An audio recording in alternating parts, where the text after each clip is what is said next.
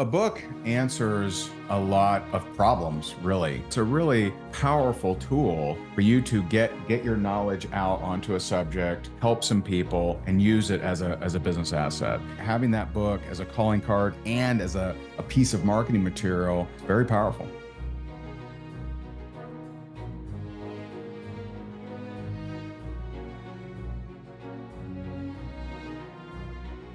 What could I do each day that would make success inevitable? I believe in whatever you're selling, you go for 20 no's a day, you're going to absolutely crush it.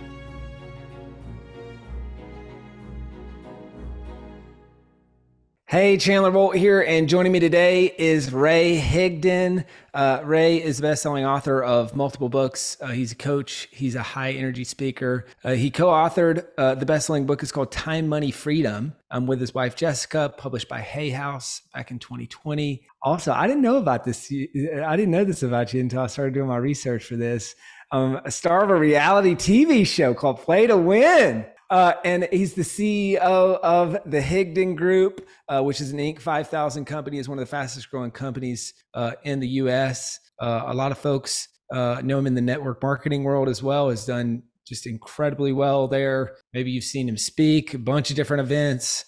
Ray is my speaking goals for speaking at events. We'll crack that open a little bit in this episode, how he's booking and doing all these speaking gigs. We'll talk book stuff. We'll talk network marketing. A lot to cover. Ray, welcome. Cool, man. Thanks for having me. So I guess first things first, because you got a bunch of books. You've got, and many of that I'm just scrolling on Amazon right now. It's like freakishly effective social media for network marketing, 1,536 reviews. You've got Time, Money, Freedom, 318 reviews, Go for No for network marketing, 886, like multiple books that have done well. Why books? Why is it such a big part of your brand, your business, the network marketing side of things, like all that? Yeah, a book answers a lot of problems, really, right? One, just you're either an author or not an author.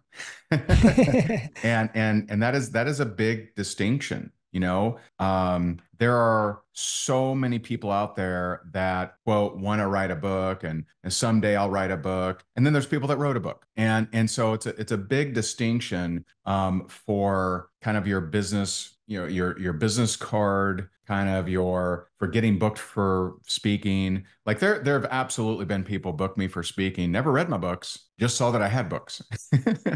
and also, you're going to, over the years, depending on what game you're in, you're going to have, people that may not be able to afford your time or afford your coaching or even afford your courses, but they'll buy your book. And that book, if, written properly, you hope, will help them. And so it's a really powerful tool for you to get your knowledge out onto a subject, help some people, and use it as a business asset. And it's also, it gives you a little bit of flexibility too, right? So I've had people that said, hey, we don't have it in the budget for a speaking fee. And, but then they'll say, but we'd like to buy a book for everyone in the audience. I'm like, oh, well, that works too. Yeah. And so it just gives you some oomph. I've had a couple leaders that have bought, books in quantity of, and that kind of depends on what your book is about. But I've had people buy 200 books, 10 books, 15 books, 20 books. And so there's just a lot of power that goes with having an asset like a book. Well, and it seems like just looking at some of the books you have, you've used books to feed certain brands or businesses that you've built, whether it's the network marketing side of things, whether it's the Higdon Group side of things, just kind of different avenues. It's interesting. I was reflecting on this, I've seen this kind of this theme come up. I literally just right before this interviewed, I don't know if you know him, Dr. Robert Rome, personality insights, DISC assessment, all that stuff. But I'm like, man, he is an incredible speaker and incredible training. And I'm like, man, I haven't seen you guys before. He's like, that's because we go crazy in the network marketing world. This is like, we don't have to do any advertising. I think he's connected with Amway. But then it's interesting on the kind of similar note, when I had Robert Kiyosaki on the podcast, he talked about that's how Rich Dad Poor Dad took off. Yeah, I know the story well. Yeah, right. It's just, you can tell the story. It was I think an Amway leader, or maybe it was a different organization, like found the book and then bought it for the whole company, and that was like the tipping point for the Yeah. book. Is that Yeah. something So like that? his, quote, rich dad is a guy named Keith Cunningham. And he was Right. Yeah. he's not his dad, but he's, mentoring him. Here in And Austin. he went to a bunch of publishers. They all rejected him. And then he went to Keith and he's like, Keith, man, can I put my book at your car wash? And Keith's That's like, right. sure, whatever. And so someone in Dexter Yeager's downline gets it, reads it, takes it, and Dexter's a humongous leader in network in Amway actually. And so he reads it, takes it to Dexter. Dexter contacts Robert and says, "I want 300,000 copies." So Robert had no way to make that many, and so he took it to a publisher. He goes, "Would you publish me now?" And they're like, "Okay." And and so that's how that book took off. That's wild. What, like, I guess two lines of thought here. I mean, in your work that you do in the network marketing world, like, is this something that you recommend for people who are in the network marketing world, publishing a book to grow their business? Is it not worth it? Like, how do you look at that? So a book to me, not, I mean, there are some exceptions, but not many, right? You write a book to lead people to other things mainly, right? And so it's not typically to, hey, I need to make money, let me write a book. That's not normally the path, at least from my observation.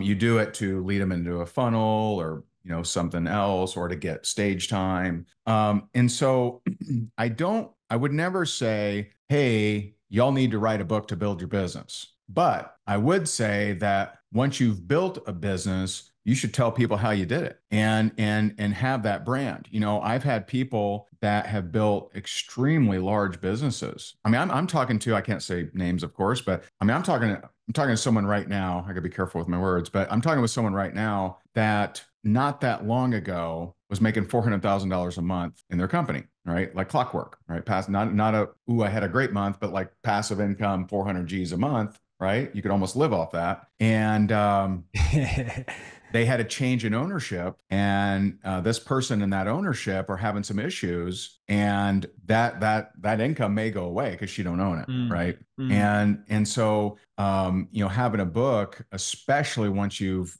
built a business in that regard, helps you build a brand and build a following, which you take wherever you go. hmm And so I do like it for that case. I just for network marketing specifically, I wouldn't use it as, hey, I've never built a business, I've never done anything. Let me make a book, maybe it'll help me be successful. I don't like it in that regard. But if you've hmm built a six-figure business or higher than that in network marketing, probably worthwhile of writing a book. And the argument against it is, well, there's a lot of people doing better than me. That's not who you're writing the book for. You're writing a book hmm for the hmm 95% of people who aren't doing better than you that would like Right. to learn how you personally did it. That's good. I like that. What about, like, I'd love to hear, because so my background, I don't know if you know this, but I did student painters out of college, which, student painters, college pro, college works. It's basically like an internship where they teach you how to run a business by running a painting Oh, company. cool. Like, not, and so you're knocking on doors, you're convincing people to let you paint their house, like all this stuff. And it's not really a network marketing company. It's in the realm, I'd say. They would call it like an internship, and it's less recruitment based, but you're running a painting business. But anyways, long way to say, like, so many core skill sets that I learned from that experience that translated over when I started writing and publishing books. I'm curious for you on the network marketing side of things, like, what were some of the core skill sets you're like, hey, I had to do this, and this to grow the network marketing business. And because I did that when I started promoting these books to grow my business, like, there was a lot of overlap there. Yeah. Yeah. Network marketing teaches you all the skills you will need to run any kind of business, right? Now, when you run a different type of business, there are additional things, right? Trademark, distribution, supply chain, sourcing products, research and development. Like, there's things you don't learn in network marketing that you have to deal with in other, companies and other businesses. But promotion, leadership, emotional intelligence and connecting with people, follow up, prospecting, closing, all those things you need for any business you ever do. And what you'll find if you dig in, the majority of gurus that you see today, Tony Robbins, Patrick Bet David, came from network marketing. Like their initial start was learning network Mm, marketing that they went, Jim Rohn, like so many of these people would not, I guarantee you, people would not know Jim Rohn if it wasn't for network marketing. They wouldn't know who mm, he was. My friend Kyle helped him to, from his association with network marketing, become internationally, known and still mm, to this day relevant after his passing. But without network marketing, he wouldn't be known. And here's the thing to, mm, to think about, with network marketing as a speaker, that's pretty interesting is if you look at what are the biggest transformational events that happen, right? Probably Tony, right? And he may, I don't know exactly, but he may have what, maybe two or three 10,000 plus person events a year. I don't know mm, exactly. Okay, what about sales? Well, you got Grant, right? Grant will run, once a year. I think he still gets about 10,000, people there. Network marketing every month, just in the United States, there's a 10,000 person event every month. There's 50,000 person events. And the US represents about 30% of network marketing. It's actually bigger in Asia. And mm, and so it's wild on all regards. It's just so mm, interesting, this industry that God's placed me in. And I'm just, I'm grateful for it. It doesn't mean that I think it's superior to every other type of business. But it's a great option as the lowest risk, lowest overhead way for the average ordinary person to start a business. And so I mm, I, I love it. I'm grateful for it. And again, not everyone, is it a fit for, but you will learn the things you have to have in any other kind of business. And mm, so I think it's a good, for some people, it's a gateway and, mm. people that never would have gotten into business. And for some, it becomes a lifestyle and a career. Got it. Yeah. Why do you think that is that there's so many folks that have come from the marketing world? Do you think it's like, hey, because you have to learn all these skill sets that are then just highly transferable? Do you think it's the distribution mechanism where it's like, hey, if you're good in this world, then you have automatic distribution to, like you said, 10,000 person events happening every month? Do you think it's a little bit of both? Like, what's your take on that? Um, I think if you look at, people that build large businesses, at least, usually the larger you get and the more income you make, the more control you want. And that is a trade-off, right? You don't control what does supplies and inventory look like, what does the shipping schedule look like, what does the comp plan look like? You don't control that. You don't know if there's been people that have absolutely love their company, and then all of a sudden it changes hands, and then the comp plan changes. Now we're upset, right? And so Mm, it's a trade-off. When I look at when I was the number one earner of a network marketing company, my expenses, seriously, I'm not exaggerating this, my expenses were like $200 a month. So my major problem as the number one earner was taxes. I'm just like, dang man, I got to get some write-offs, dude. But when I came into traditional business, at the height of salaries, I was paying $130,000 a month just in salaries. And hmm and so like it's a very different, it's a trade-off, right? But I hmm have complete control, but I'm paying for that control. Don't Right. get that twisted, right? And hmm so it's kind of like, are you okay being a little bit out of control, right? Your control of your actions, your performance and that kind of stuff, but you don't make some of the bigger decisions that you may or may not like. If you want to be in control, you're gonna have to do your own thing, and which comes with a much higher risk, much higher capital investment, probably more time than you imagine, and hmm it is what it is. Yeah, that's a good distinction, and I can relate to that big overhead running a traditional business.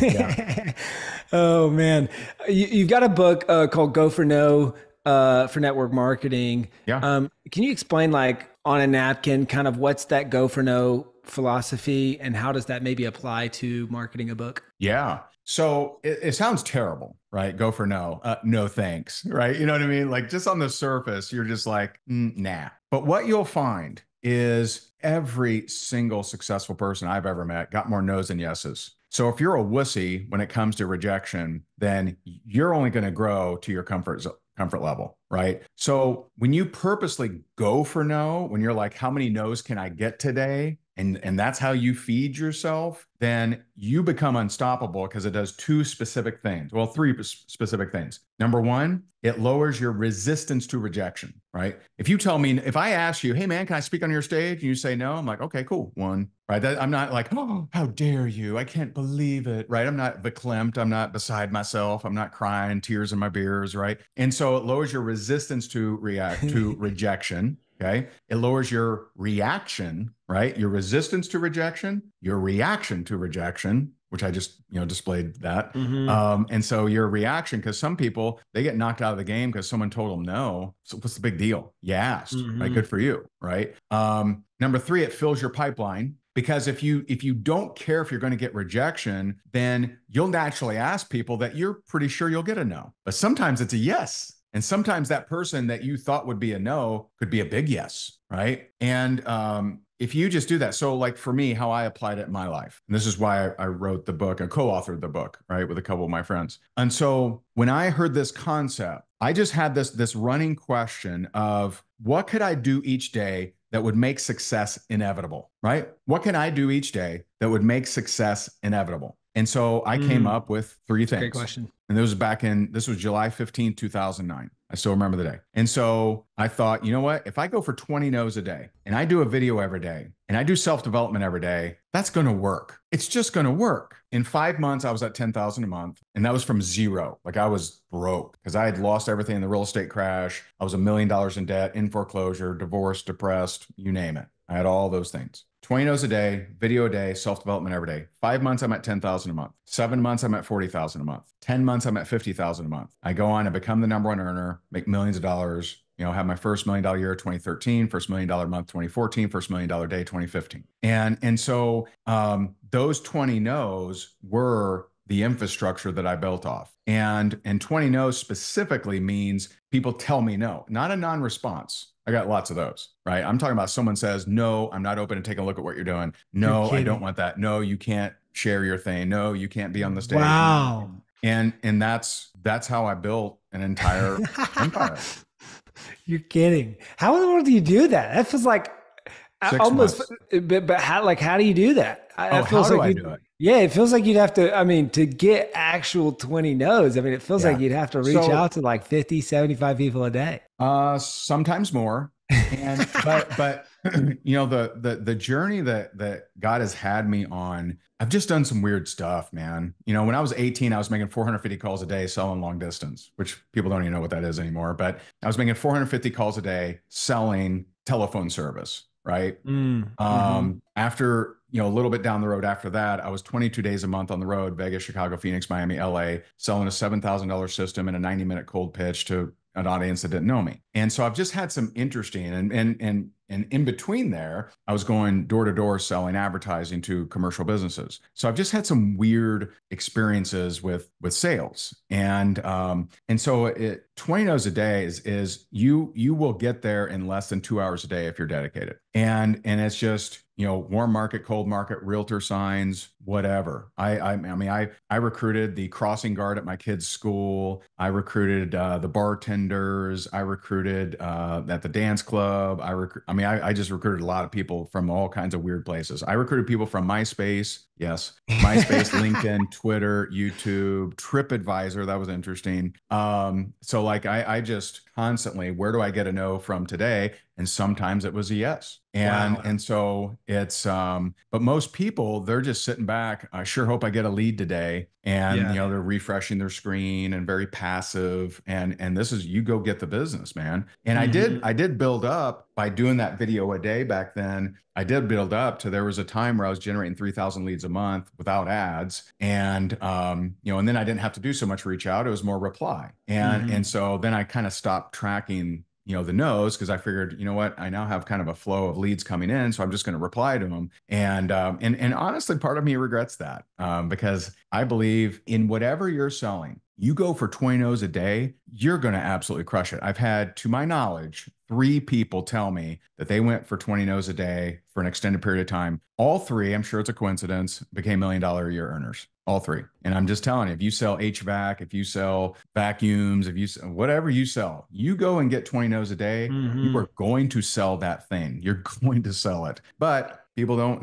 they go for the yes. And they're like, sure, hope I Mm-hmm. get a yes today. And what's interesting about going for no too is there were days, I remember this particular Friday, I would have maybe a week where I didn't get a sale, but I still got my 20 no's every day. Well, this one Friday, I have 5 sales before noon. Doesn't matter. I didn't have my 20 no's. So I kept going and I got more sales. Right. So it's like, it's just a discipline of sales are gravy. I got to That's get my cool. nose. That's If you cool. take on that persona, you're going to break records in your company, whatever Mm. you're selling. Yeah, that's good. I hope you're loving this episode so far. So if you're serious about writing and publishing your book, we would love to chat with you and help create a custom plan. All right. So all you need to do right now is go to selfpublishing.com/schedule. Schedule a 45-minute consultation with one of the experts on my team. All right. Let's implement what you're learning in this episode and let's see how we can help with your book. Go to selfpublishing.com/schedule. Now, I'm going to assume that you train sales teams on this. For sure, yeah. I mean, I'm like, this is gold. This is I've really, trained a really lot good. of sales team, and I've helped a lot of companies with their scripts. Like I worked with a small insurance company. They were selling health insurance, and I looked at their scripts. I'm like, these are terrible. And so I rewrote their scripts, and they added $40,000 a week in this. I mean, there was like 8 of them, and so like that I do a lot of that. I don't advertise that, but God's kind of gifted me with that. So I'm very good at scripts, and yeah, I've definitely taught Go for No for a decade. Cool.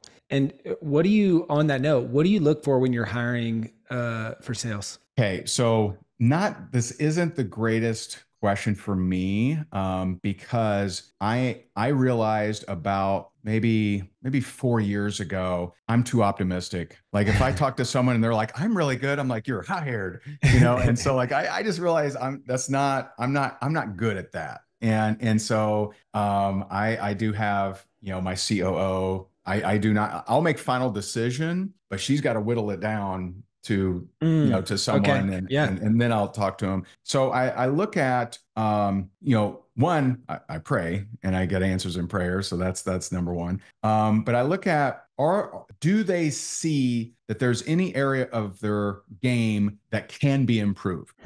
If they don't see that if they just see like, nope, I'm amazing, like there's I'm at the tippy top, right? If they don't see that there's any room for growth for them, that's a big warning sign because it shows obliviousness. I have lots of room. I have lots of room for growth, right? And I work on it every single day. And so I look at is this somebody that is going to be all about profit, or does impact factor in there, right? And so if they're asking me questions all about the comp plan and all about what will I get paid, and what if I hit certain metrics, and they never ask me much about, hey, what am I selling? I'm just like, that's a little interesting, because impact and income go hand in hand. And, the Bible tells us that, the Lord gives you the power to get wealth. Well, the power to get wealth is wisdom, right? Wisdom in the solving of the problems of others. And if you're going to sell something, I want to know, does it actually solve the problems of others? When I was a speaker for a real estate company, and that's when I was on the road all the time, when I realized that they weren't honoring their agreement, okay, they were still paying me, but when I realized they weren't honoring their agreement and they weren't actually taking care of the customers, even though I had no other income, I left. I quit. I remember I was at an event in Phoenix, and and I'm talking to this lady before I go on and do my spiel, and she's like in her late 70s, and she's super sweet. And I had heard some of the people that I had sold the system to were complaining and saying, "Hey, I'm reaching out to the home office, no one's responding." And so I remember I'm talking to this lady, and the thought came up, I hope she doesn't buy. And I'm like, what am I doing? And what I was doing is I was trying to survive because I'd lost everything else. Real estate market had crashed. And so this was my only income. And that was the last event I ever did, because I'm like, I can't represent something I don't believe in. And so if the salesperson comes in and all they care about is, money, what am I going to make, that sort of thing. And they don't want to even look, or even, like give me some testimonials or something. Tell me, what is it you guys do? Then to me, that's a big red flag. Got it. Cool. That's really good. Let's switch gears a little bit. And I want to talk about using books to get booked for more speaking, and just getting booked for more speaking as a whole. I mentioned this at the top of the episode. You kill it with the speaking game. How do you get booked for so many events, for like really massive events, and what would be your tips for other people who are looking to get booked for more speaking gigs? Yeah. Couple things. So one is a lot of content. I mean, I create a lot of content. Like when I made that vow, right, that I'm gonna do a video a day every day. I did that for 12 years. I did it from July 15, 2009 to mid-July 2020 or 2021, I think. I think 2021. And so like that's every day. I didn't miss a day. I didn't miss a Christmas. I didn't miss a honeymoon. I didn't miss like I did a video every single day for all of those years. And then even in that week, I took a day off or maybe 2 days off, and then I got back to it, right? And so I create a lot of content. And so you first, the number one, big deal if you want to get booked for more speaking events is build a bigger following. When you build a bigger following, people want that star power on their stage, right? And you got to ask yourself, if someone booked you, okay, so because here's the mistake that people make. People think that I'm really good, they should have me on their stage. Let me tell you, there's a lot of really good speakers that don't get booked for much. And you have to look at, if they book me, will their sales increase? Now, they could increase because of my notoriety as an author or whatever else, or will they increase because I'm going to promote and I'm going to get them some sales? Like you got to look at things differently, but too many people, they hold on to how good they are, right? And That's good.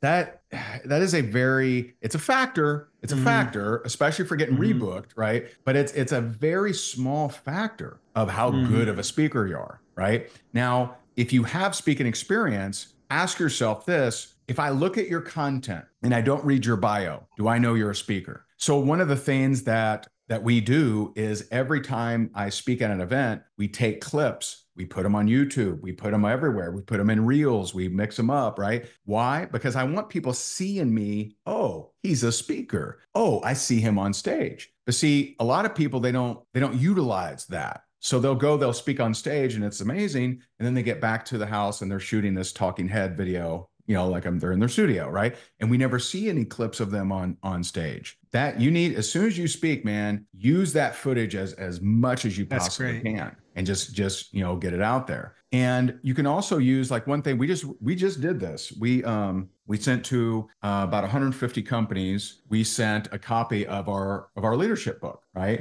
And so I did a video. I did a video. So when you open the package, it has a book and it says, "Hey, here's a free gift for you. I got a message for you. Here's the QR code. Click this." And so when they go there, it's a message, a video message from me, and I say, "Hey, I hope you enjoy this book. You may or may not know me, but you're part of a very small list of companies that I would love to help provide value to, whether it's a virtual training or if you have an event. I do speak at a lot of events, and so I'm doing that kind of thing. But I could send a marketing pamphlet, okay? But instead, I'm sending that book. Now, what happens with a book? A book has a strange psychology behind it. Okay. And if you could see my office, I got books everywhere, man. Like I got some books back there, but I got books up here. A book, right? You get this book, it's hard to throw away. You know what I mean? You get a marketing material, it's like whatever, right? Easy, right? Yes. You get this book, Yeah. you're like, I may or may not want to read it, but I bet I know someone who would, right? I mean, I know me, like I just don't throw away books. I may donate them. I may take them to the Goodwill. Someone's going to read them, right? So for me, it's hard to.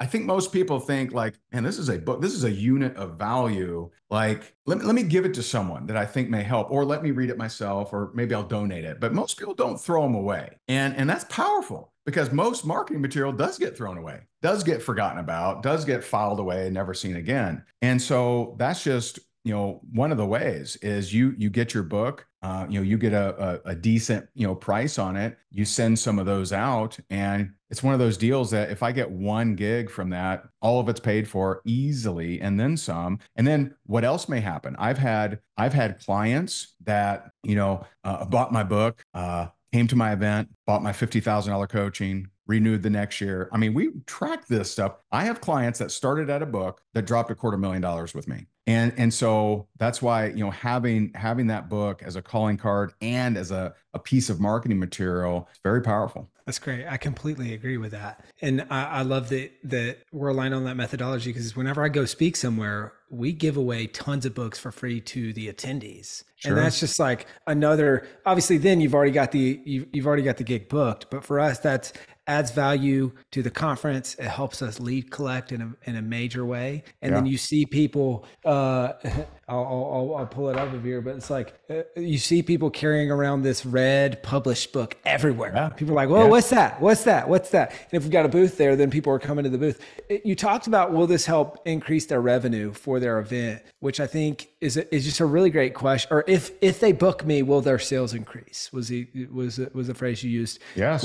We often think about like an event organizer typically wants to solve three problems, right? They want to sell tickets for the Yep. event. They want great content for the attendees at that event. And they want to obviously increase revenue from the event, whether their model is ticket sales only or using the event, and this is a conversion event. So they're selling something at the event. So thinking through, how can I solve one or more of those problems if they book me or book us to come in and speak at their event? I love the outbound strategy. Would you say is the majority of the stages and speaking gigs that you do mostly outbound, mostly inbound? What does that look like? Yeah. So we have, in reaching out to get speaking gigs, we have been terrible. So I don't, we just this year have we like sent outbound stuff. And so we've been very blessed. God has been very good. Every speaking event that I can think of over the last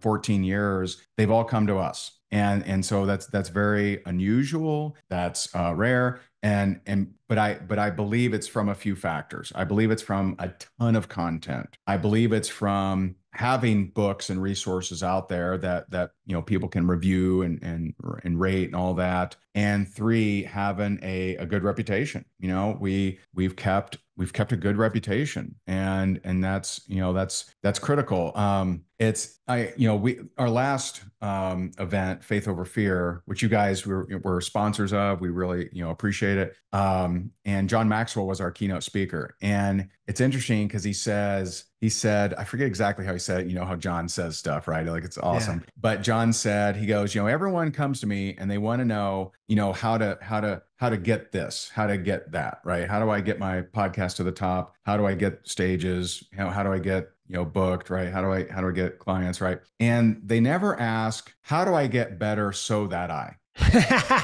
right? And so it reminds me of Steve Martin's got a great story on one of the Actors Guild or something like that. Mm-hmm. And Steve Martin is telling this story about, you may have seen the quote, but here's the story behind it. So Steve Martin was telling this story of when he's in Hollywood, he's at a cocktail party. Eventually, somebody, the waiter, waitress, the hostess, someone will be like, hey, Steve, hey, I'm an actor, right? And he's like, he knows how this is going to go. He's like, oh, okay, and how do you think I could get some good, do you know anyone that's looking for a good actor, right? And he says, yeah, I'll tell you the secret, man. I'll tell you the secret. And they're like, oh, looking around, this is a good moment here. And he says, be so good they can't ignore you. See, no one asked that question, right? How can I be so good that I am a force in my industry that cannot be ignored? I am the city built on the hill that cannot be hidden. I am the light that shines that you can't put under the bed or a basket, right? How can you be that? And when you become that, when you look around at what is my competition not willing to do, what aren't they doing? How are they not serving? How do I show up in a manner that the industry has no choice but to bend to my will, that has no choice but to pay attention to me? And that is the bigger questions. That's good. I love that. Last question too, we'll wrap. Yeah. Is specific to the network marketing speaking world. What would be your tip? Pedro on my team, and we're booking a ton of events this year, and I'm speaking at some of them. We're building out our speaking team, and we got speakers who are speaking at events, stuff like that. On that, and obviously you mentioned that, hey, there's network marketing events happening every month. And one of the things that Pedro and I have talked about is like, how do we break into this world when we're not really from that world? So what would be your tips for anyone listening, but also just selfishly for us of like, how to break in and get those first gigs booked so that then, hey, when we show up and we are so good that people can't ignore us, we're like kind of in that world. Yeah. So you're gonna like this, man. This is gonna be a gateway drug for you. This would be my play. All right. Mm-hmm. Is one, you guys are very good, right? You're good at presenting. You got a good, you understand how to present an offer that's valuable that people want. As a sponsor, you did very good at our event, and this is how I would handle it, right? And John Maxwell says, it always, everything ebbs and flows by the leaders, right? Mm-hmm. I would go to company owners and leaders and say, hey, listen, we followed your journey. We think what you've done is amazing. We think you should have a book. Here's what we're going to do. Our standard book package is whatever, 15 G's or 20 G's or whatever it is. But, here's what we're willing to do. If you can get us in with the company and you can have us at the event, we want to take care of your book for you because we think the world needs it. Mm-hmm. That's how I would handle it. Cool. Not trying to pitch. So taking some, income in a manner away, right, from charging that person and leading with value. Never take someone's word on it because they'll promise you the world. But, hey, if you get us in front of your company and we can, be a sponsor of your event or be a vendor or whatever, if you get us in there, then we want to help you, depending on that level, we want to help you with that. And so if you start displaying network marketing company owner, they will all hire you and they will all want to offset costs and they will all have you at every single event that ever exists. Cool. How's that? That's great. I love it. Send me a cut. We'll be good to go. We'll send you a check. Pedro's going to be listening to this and we're going to be implementing. I love it. That's how you do it. And just like, Gary Vee talks, or at least he talked about this. I haven't followed his stuff lately, but Gary Vee, he would study his customers, right? When his focus was wine, right? He would study them and he'd find out, oh, they're a Buffalo Bill fan. They bought $2,000 worth of wine from me. He'd send them a jersey, a Buffalo Bills jersey. People don't do that stuff. They send, just goofy baskets or whatever, right? And so like I would get to know, like really study, these different company owners and the really high upper echelon leaders. And I would say, hey, here's what we know about your story. Boom, boom, boom, boom, boom. Like you've actually studied them and they're going to feel so honored and say, we think this would make an amazing book. We'd love to help you. And we'd actually love to do it for free. If we're able to get some exposure and work with some of your other leaders, et cetera. That's how I would approach it. That would be cool. That would be your game changer. Love it. Yes, sir. Coming to a network marketing stage near you. We'll execute. Ray, this has been awesome, man. I've really enjoyed this. Where can people go to find out more about you, your company, whatever's the best place to send people to work with you or learn more? Yeah. So, I mean, what I specifically do is I teach network marketers faith-based mindset and leadership principles that work. A year ago, this past November, I came to Christ. And so I for me, Christ was an exchange, not an addition. So I talk a lot about faith now. And so I do 6 days a week, walk in faith on videos on social media. And, you can catch those on Instagram. It's just at Ray Higdon, very simple. And then once a year, we run our event. Which after 10 years of running an annual event, we changed the name last year to Faith Over Fear. And we have a lot of faith-based business strategies that we teach and faith-based speakers. It's still a business summit, right? Don't get me wrong, but we show you how to be someone of faith and build a profitable business that makes a large impact. And, for that event, you can learn more at faithoverfearlive.com. Cool. That's great. Guys, check it out, faithoverfearlive.com. We got to speak at the last one and we're a sponsor there, and it was awesome. So check it out. And if you're ready to get started on your book, head on over to selfpublishing.com/talk. We've got some free resources there. You can book a call with the team. We'd love to chat with you about your book and how we can help. Ray, this has been great, man. Thank you so much. Absolutely. My pleasure, man. Thanks for having me. Thank you so much for watching or listening to this episode of the Self-Publishing School podcast. I know there's so many places that you could be spending your time. There's other podcasts that you could be listening to, YouTube channels that you could be watching. So thank you so much. It means the world. Now, I want you to do 3 things right now if you found this episode helpful. I don't know if you know this, but we've got a YouTube channel. It's a companion channel to this podcast. All the video versions of the episode are on the YouTube channel. So number one, subscribe to the YouTube channel. Number two, if you're listening to this podcast wherever, whether this is Spotify, Apple Podcasts. Number two, I want you to subscribe to this podcast right now so you don't miss a future episode. And then number three, this is probably the most important, leave a review on the podcast. All right, reviews are super important and help this podcast get discovered by other people. So number three, leave a review on the podcast. Thank you so much. I'll see you in the next episode.